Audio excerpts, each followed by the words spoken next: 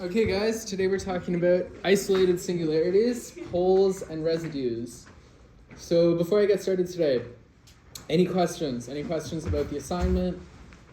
Any content in particular we want to focus on today? Anything at all?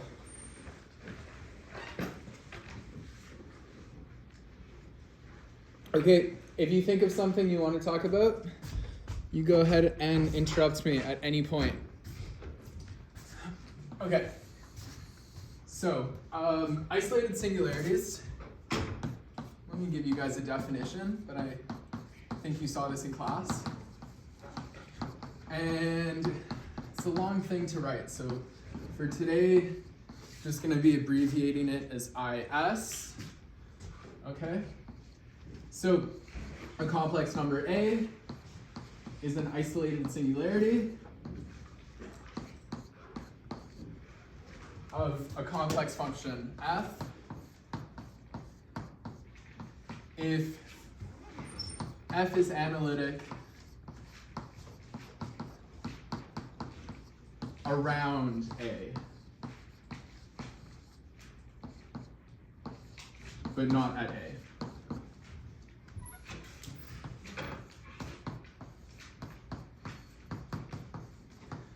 Okay, so this is the intuition of what it means to be an isolated singularity.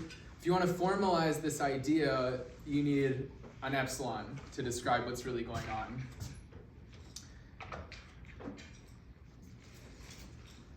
Okay, so in other words, in terms of an epsilon, this means there is an epsilon greater than 0 such that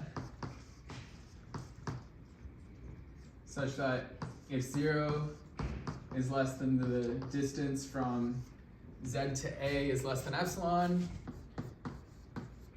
then f is analytic at z. Okay, so the picture to have in mind here, you have this disk, you're centered at A, you're not analytic at A, but if you look within a radius of epsilon, you'd be analytic at any point in this disk aside from A. So this is what is meant by an isolated singularity. Any questions on this? What is an isolated singularity? Any questions?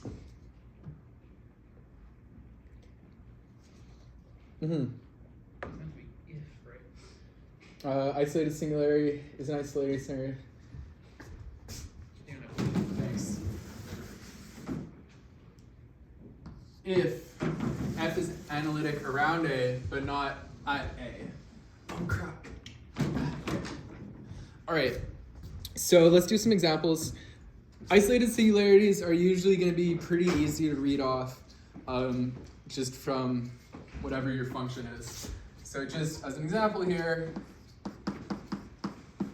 let's take f of z is equal to z plus 1 divided by z squared times z squared plus 1. Okay, so can someone tell me what are the isolated singularities of this guy going to be? All right, don't overthink it. They should basically jump out at you. Yeah. 0, that's one, yeah. Any others? Yeah. So the zeros of the denominator are 0 and plus and minus I. So those are the isolated singularities, okay? So let's do this is an important non-example. Non-example. Okay, so not an example of an isolated singularity. So let's look at log of z, and let's think about z equals 0. Okay, so this is singular in the sense that we're not analytic there. In fact, we're not even defined. Okay, so log z not analytic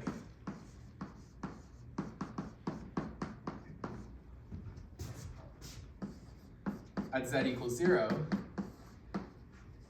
but z equals 0 is not an isolated singularity.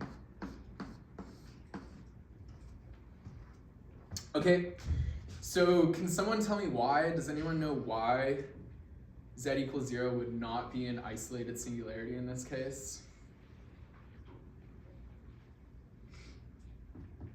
Okay, so if we look at log z,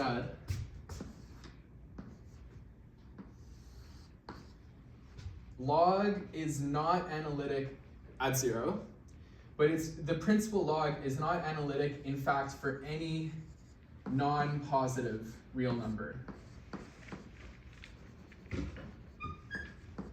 It's not analytic on any non-positive real number. Okay, so if we try to find our epsilon satisfying the definition here, take any epsilon, look at your disk here, centered at 0, and it's not going to be analytic away from 0. It's going to be non-analytic on this whole portion of the real axis here. Not analytic there. Okay, so it's not an isolated singularity. Do we understand this example, guys? Do we have any questions here? Okay, so this is an example of a point which is singular, but not an isolated singularity. It's clumped up with these other singularities, which we can't get rid of. Okay, so that's an example and a non-example of an isolated singularity. And maybe I do. Okay, this is a pretty interesting example. Let's look at f of z equals z divided by z. Okay, so can someone tell me, what are the isolated singularities? Does this have isolated singularities? What do we think?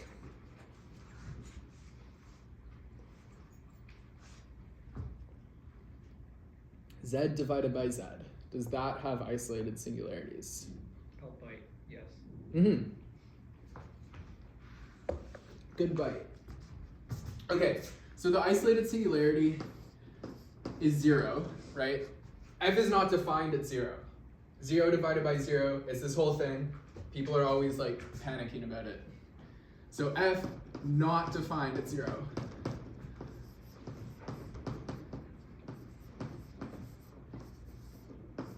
Okay, so F is not defined at 0, and therefore trivially it can't be analytic.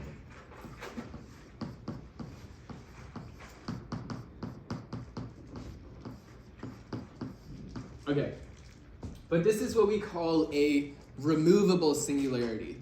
Technically it's there, but is it really causing us any problems? No, it's not. So this is what we call a removable singularity.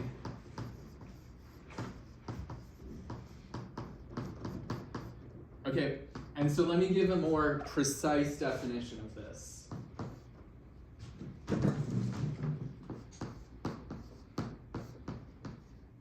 So, complex number A is a removable singularity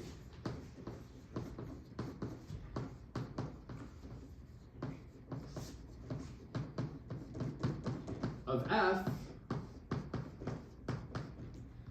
if A is an isolated singularity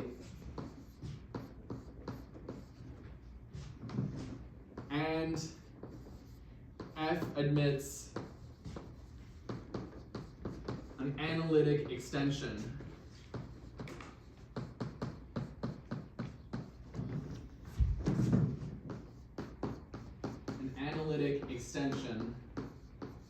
F hat over A. Okay. So for this example here, where we're looking at f of z equals z over z, can someone tell me what is the analytic extension going to be? 1. Yeah, exactly. Okay, so removable singularities are like technically there, but we can basically ignore them in terms of all the theory we're about to develop for isolated singularities. Okay, so I think I want to talk about poles now, but are there any questions about isolated singularities before we move on to poles?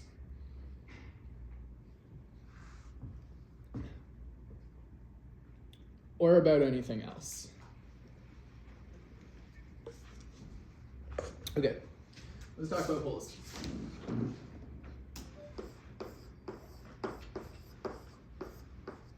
Okay, so complex number A is a pole. Was there a comment? No? Okay. Is a pole of F if A is an isolated singularity and F blows up at A.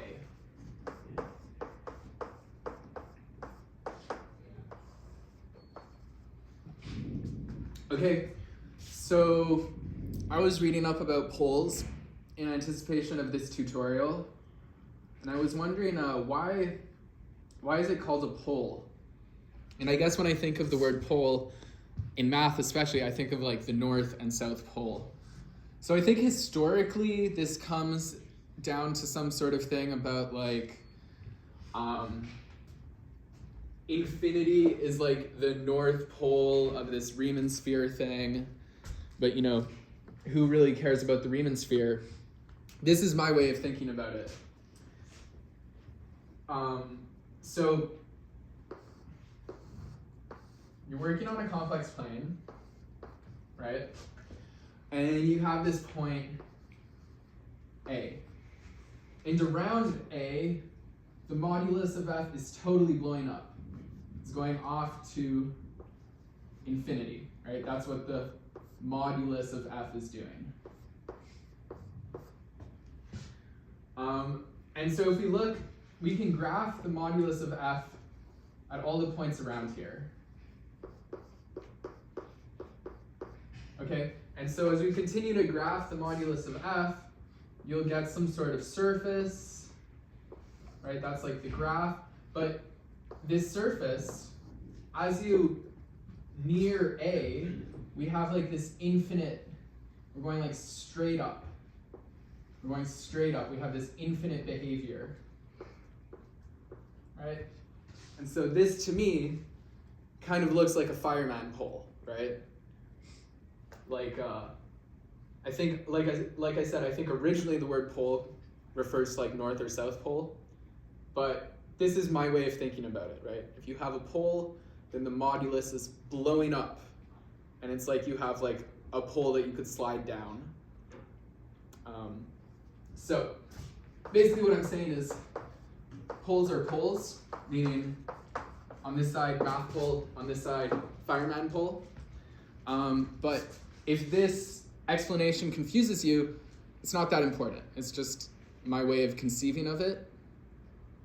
But don't let this confuse you. If it causes problems for you, then just ignore the last 5 minutes where I drew this picture. Okay, any questions on that?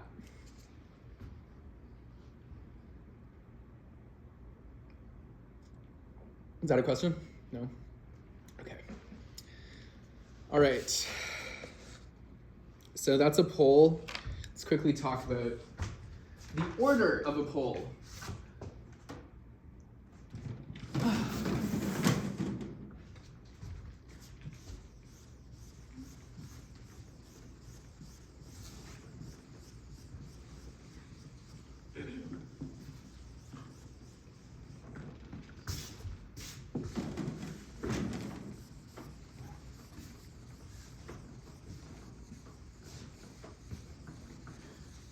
So, the order the order of a pole.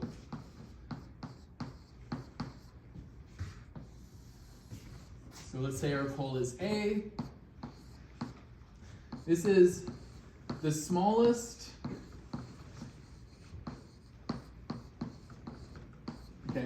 the smallest positive integer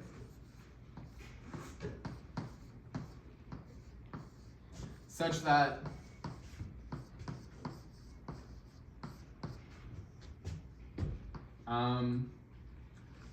A is a removable singularity.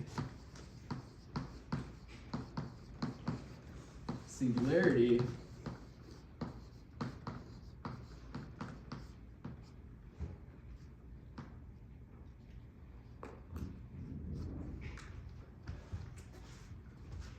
of z minus a to the m times f of z. Okay, and A is an essential pole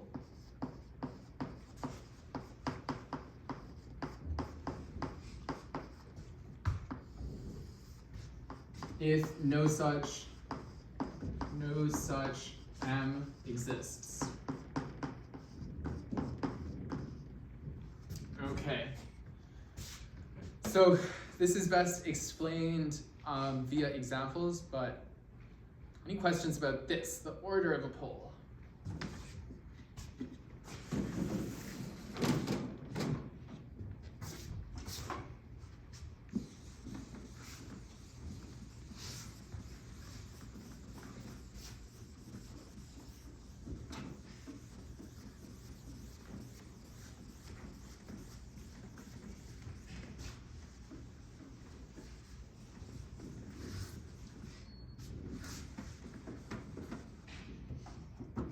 Okay, so yeah, let's do some examples. Oh, yes? So are we saying that f of a is an isolated singularity otherwise?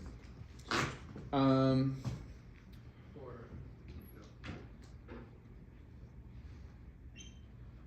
So can you repeat the question, please? So are we assuming that f of a has or f has an isolated singularity or a singularity at a? Yeah, so the definition of a pole says it is an isolated singularity. Yeah, that's built into the definition. Any other questions? All right, guys, all questions are good questions. So,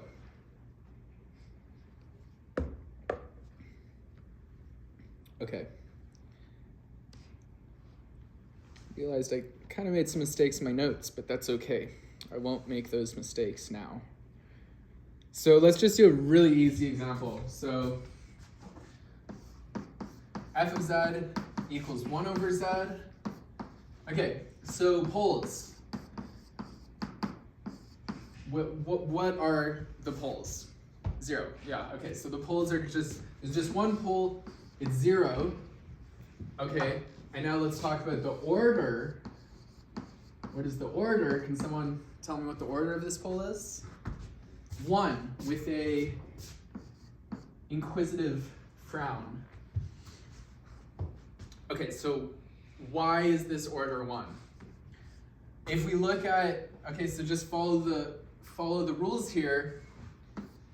We're looking at z minus 0 times f of z, right? This equals z, that's z minus 0, and our f of z is 1 over z. Okay, and this is our z over z. Okay, and we saw earlier that 0 is a removable singularity of this guy. I think there was something else I wanted to say. Oh yeah, okay, so this is to the power of 1, right? And we know that we have this minimality condition, but we know 1 is automatically the order because it's already the smallest possible positive integer. Okay, so in this case, we don't have to make any argument why this is the minimal m. It just is right away on behalf of equaling 1. Any questions there? Okay, so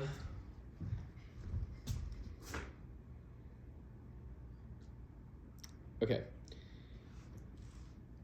let's do one more pole example.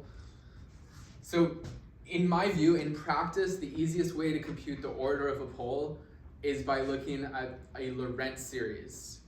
Okay, so computing the order of a pole, let's say the pole is called A, is going to be revealed to us by looking at a Lorentz series centered at A.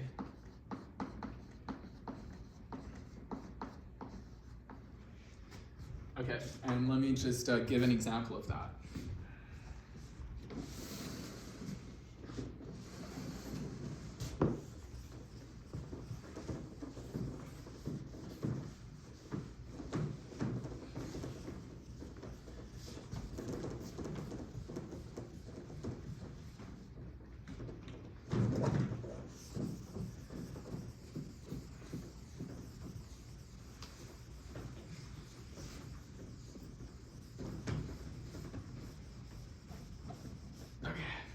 So what example did I write down?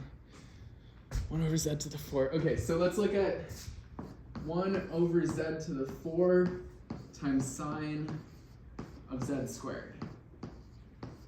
Okay, so poles, right? So the poles are usually pretty easy to see. What are the poles here? Is there a pole? What is the pole?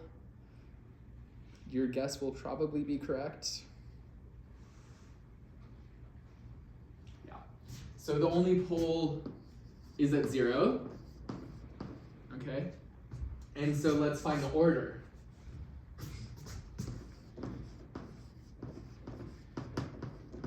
And like I said, the order of a pole is, in my view, typically most easily computed using a Lorentz series. Okay. So 1 over z to the 4 times sine of z squared. Let's go ahead and just plug in the Taylor series for sine. Okay, so sine is going to be z squared minus z squared cubed over 3 factorial plus z squared to the 5 over 5 factorial minus z squared to the 7 over 7 factorial, and it goes on forever. Okay, and so let's just multiply in our 1 over z. Well, actually, let me simplify it a bit first.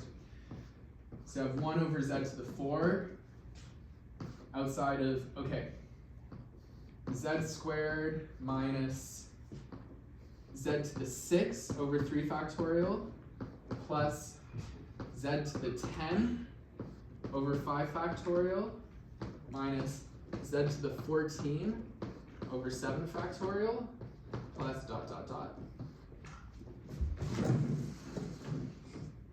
Okay, and this, now I'm just going to multiply in our 1 over z to the 4. You get 1 over z squared minus z squared over 3 factorial plus z to the 6 over 5 factorial minus z to the 10 over 7 factorial, and so forth. Okay, and if you want to find the order of your pole, you're just going to look at your smallest exponent. Okay, so here our smallest exponent is minus 2, which tells you that the order of this pole equals 2. Okay, and this 2 is just coming from looking right here.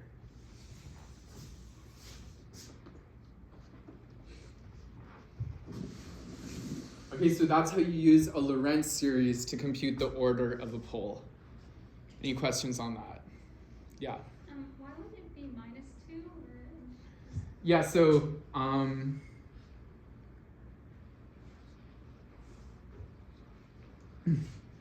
if you look at the definition here, we're multiplying, if we wanted to find it, we'd be multiplying by z squared. Yeah.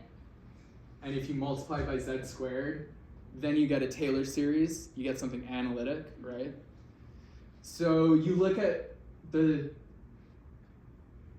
smallest negative exponent, and then you just turn it positive. Okay, Yeah. thank you. Yeah.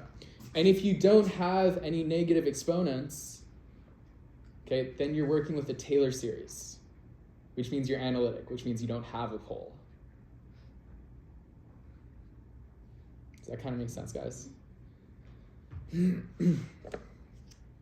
Okay, so analytic functions don't have poles, at least at the points where they are analytic. If you have a Taylor series, you're analytic. Okay. Okay, so we also talked about essential pole. So let's just do a quick example of an essential pole where this M will not exist at all.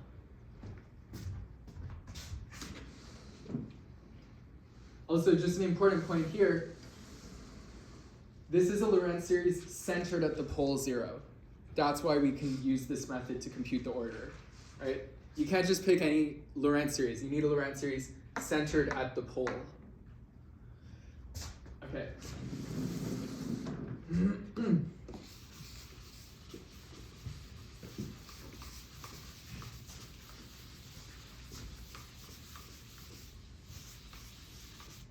So let's do an essential singularity. And I was looking at e to the 1 over z. Where did I put you? Okay. E to the 1 over z. Okay, so again, what are the poles? Should be pretty obvious just by looking at this. Where is this function weird?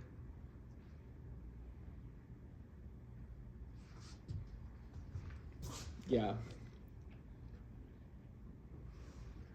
Okay. So the only pole is at 0.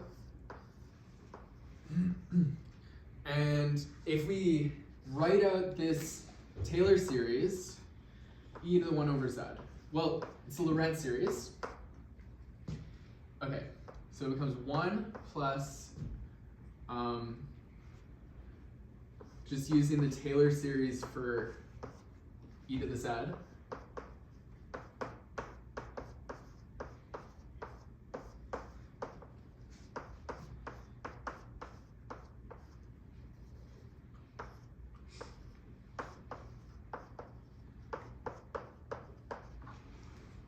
Okay, and you might also think of this Taylor series as just rewriting it.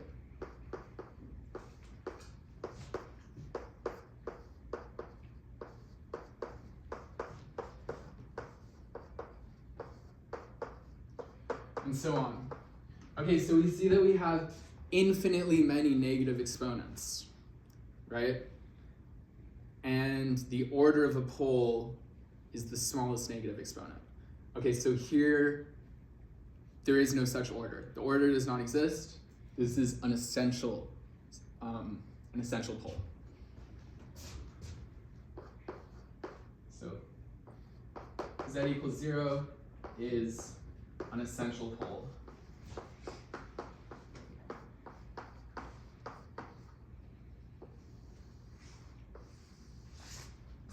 All right, this is an important example. Any questions here?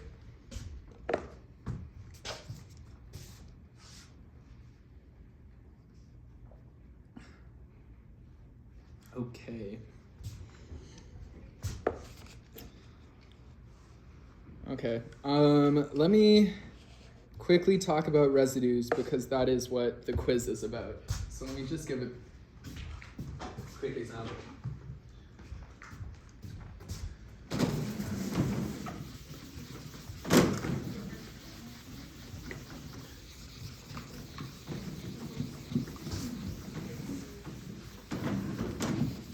So let's talk about residues. Okay, so if A is a pole of f of z, then the residue at A of f, the residue at A equals the coefficient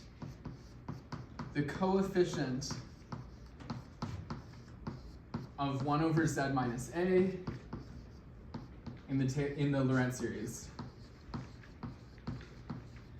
In the Lorentz series, and of course this Lorentz series has to be centered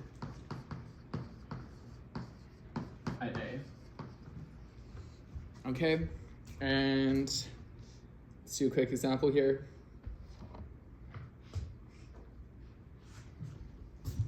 So, for example,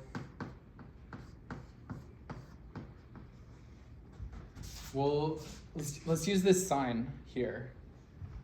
Okay, so we saw here that 1 over z to the 4 times sine of z squared is equal to, okay, so the Lorentz series is 1 over z squared, let's put it here, minus z squared over 3 factorial plus z to the 6 over 5 factorial minus dot dot dot. Okay, so here's the Lorentz series, and I'm telling you the residue is the coefficient of 1 over z minus a. Okay, so here we're looking for the coefficient of 1 over z minus 0. Okay, so what would the residue of the pole z equals 0 be? Yeah. Okay, so this is kind of a tricky example. The coefficient of 1 over z is just 0. The coefficient of 1 over z is 0. Okay, so for this example, the residue at z equals 0 of 1 over z to the 4 sine of z squared equals 0. There is no coefficient of the 1 over z term. Any questions about that example, guys? Okay. All right, quiz time. Here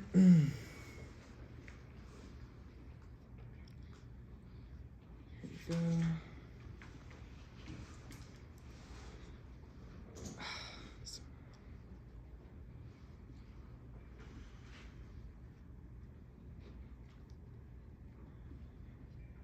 Dealing with some technical difficulties. Give me a moment.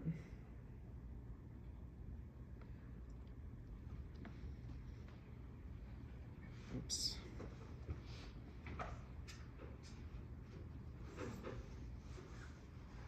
Okay, can you guys see the quiz? Yeah. Yeah, thank you.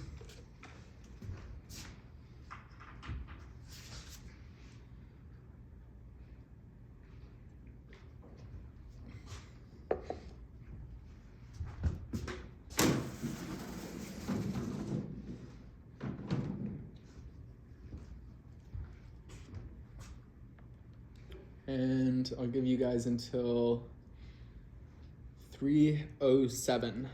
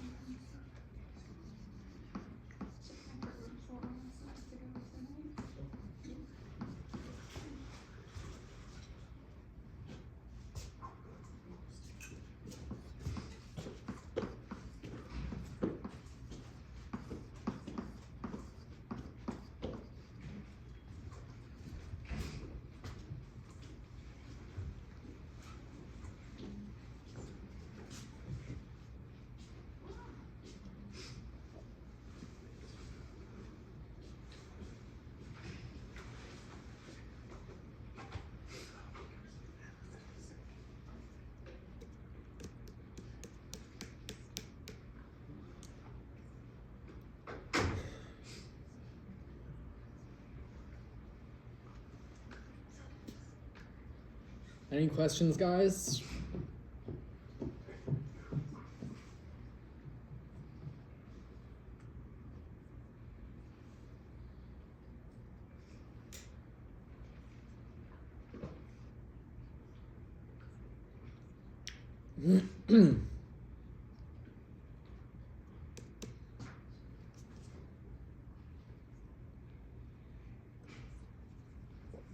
Okay, guys, is everyone okay with me closing the quiz? All right, if there are no objections, I'm closing the quiz.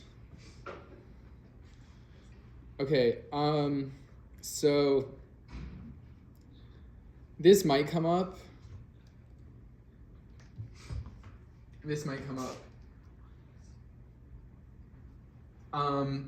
Typically when you're gonna compute the order, or when you're gonna compute the residue, you're just gonna look at a Lorentz series. That's how it shapes out in practice.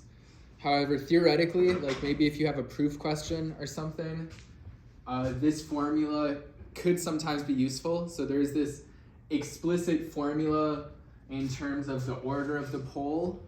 So this could come in handy, but don't worry about it too much. Usually when it comes to computing residues, you're just gonna look at a Lorentz series. But I would be remiss if I didn't at least mention this formula. Okay, and the question is, why do we care about residues? Well, residues give us an amazing integration theorem called the residue theorem. Okay, so here we're looking at a function f of z with isolated singularities, let's say z naught up to zi, or up to zn. And C is an oriented closed curve missing all of these zi's.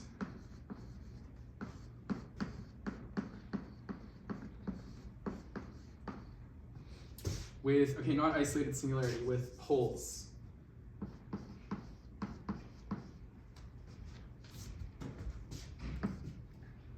Then, the integral of f over c is equal to 2 pi I times the sum, I shouldn't use I, let's say k, the sum of the residues at each pole.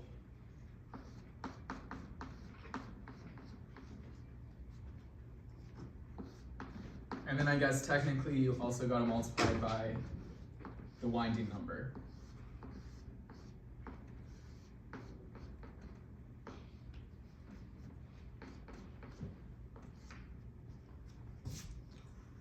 Okay, so this is like a huge integration theorem.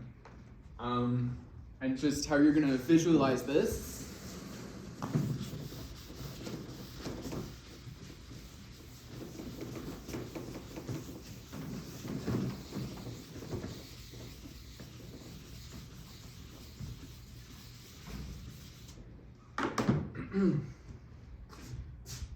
how you're going to visualize this is you have your isolated singularities, Z0, Z1, Z2 chilling in the plane, and C is some curve coming and missing all of them. Okay, it's an oriented curve.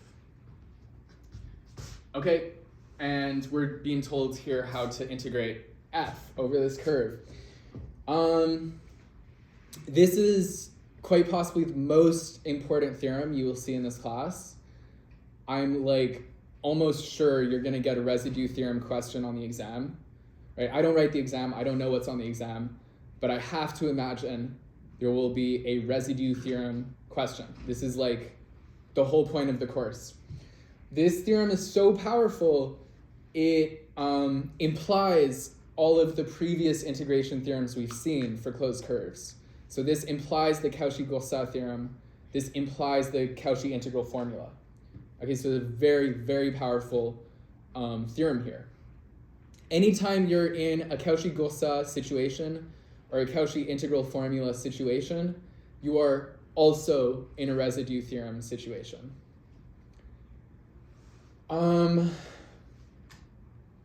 Okay, maybe, do you guys want me to talk about the quiz, or do we understand how the quiz was? Yes. Okay, let's talk about the quiz. Yeah. Okay. So for the quiz, I gave you guys this Lorentz series.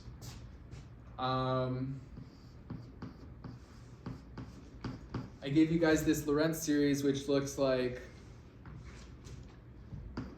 1 over z to the 6 plus 1 over 1 factorial times z to the 5 plus 1 over 2 factorial times z to the 4. Okay, and you just track the pattern. I think I wrote it in closed form for the quiz, but I think you guys know how to like go from the closed form to expanding it. And you work your way up to the 1 over z coefficient, and it's 1 over 5 factorial times z, and you get 1 over 6 factorial, and then z over 7 factorial, and you just keep going. Okay, and so you're just gonna look at the coefficient of this guy. This is telling us that the residue at z equals 0 of f is equal to 1 over 5 factorial. Yeah. I was just a little confused. Maybe I read it wrong, but I thought it was like 1, or it was n plus 6 factorial times z to the power of n. Yeah, okay, so I think I started the series at -6 yeah. to infinity. Can you repeat what I wrote? It was 1 over n plus 6 factorial times z to the power of n. So in that case, wouldn't it be 1 over 7 factorial Times z to the power of n? of n. Oh, is this what I wrote? Yeah. Okay, what I meant to write, I apologize guys, was this. Okay, so thank you guys for pointing that out. This is what I meant to write. Now this agrees with what I wrote up here. And now you're just gonna plug in n equals -1, and that's how you're gonna get your 1 over 5 factorial. Okay, does that clear up the confusion, guys?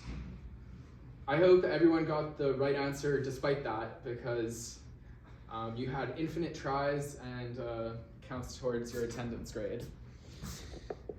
Okay, so are we all good on that, guys? Did everyone get the right answer despite me putting the wrong answer? Okay, like I said, this is such an important theorem. Genuinely, like, one might say one of the most important theorems in all of mathematics, especially if you're an analyst, which I am not, but I am an analysis enthusiast. So we've got to do at least one example here. Okay, so here, let's look at this guy. We computed the residue of this guy. So let's do one example of the residue theorem, and then I will release you. so let's say C is going to be some simple closed curve like this, enclosing the point 0, okay? Now let's compute the integral over C of f of z dz, where f of z is equal to this guy up here, 1 over z to the 4 times sine of z squared. Okay, and so this is only has one pole, right? And we've computed the residue at that pole. Okay, so the residue formula, the residue theorem looks like this. Indicator function C zk times the residue. Okay, and in this situation, so 2 pi I, in this situation, we only have one pole. And can someone tell me what is the winding number around this pole? Equals 1. Okay, so in this situation, we just get plus 1 times, okay, so the residue, we already computed that, times 0. Okay, so this formula, this thing equals 0. Okay. All right, guys, study hard for your residues. It's a very important topic. And that's all for today. I'll stick around if there are a few questions.